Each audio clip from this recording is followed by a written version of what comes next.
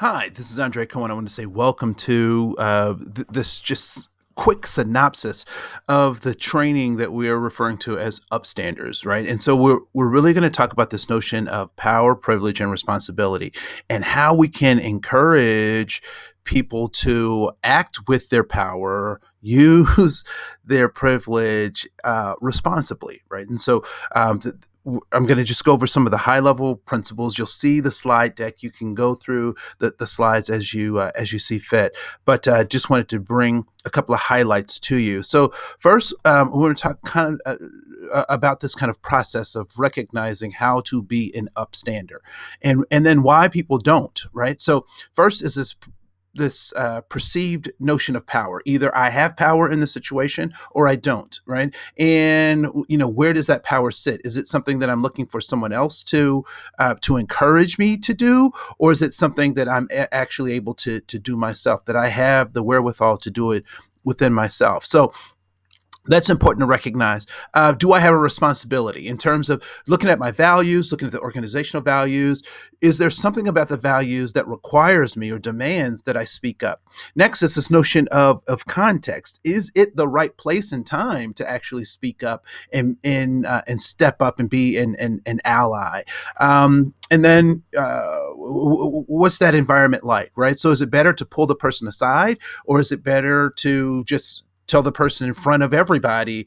But you have to make those decisions. And then looking at this notion of relationship. Do you have a relationship with this person? Is this intervention actually going to make a difference given the relationship that you have with folks? And then lastly is this notion of action. I will act when I've kind of qualified all of these other things moving forward. And so to be so that's important to recognize, right? So those factors play into this notion of how I can be an upstander. There is a video that we like to use from ABC News, and you'll be able to click on this in the presentation. That simply asks the question, "What would you do?" And the series you can pick from any of their series. There are tons on YouTube, but we've elected one about a bakery situation.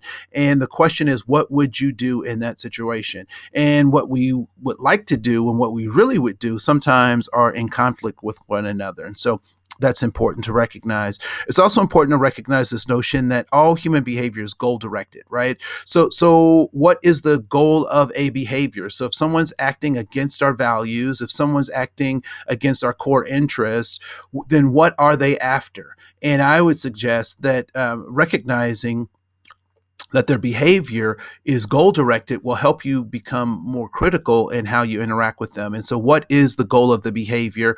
It is significance, it is belonging and safety.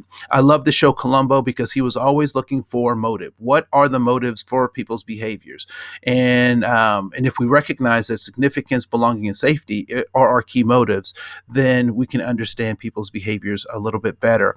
The next piece that I think is important is why speak up or why not to speak up. And typically people do not speak up when they don't know what to say, when they haven't practiced that. So encourage people to practice what to say. Fear that they will not be supported. Fear of unwanted or additional attention or retaliation. And that is this area of discomfort, right? And so what we want to do is encourage people to move into a space where they feel more comfortable to speak up. And so when you hold and you act on your core values, then you're able to speak up.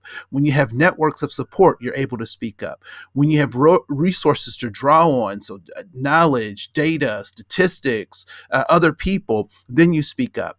When you have when you have practiced a difficult task over and over again, then you have the confidence to be able to speak up in those times. And so with that, we'll keep going, and I think it's also important to recognize kind of 4 skills necessary to speak up. Right. So first is recognizing your ability to do something, that you're not powerless. Right. That you have power. You just have to enact that power. How you choose to use that power and when you choose to use it is a nuanced skill, but you do have power.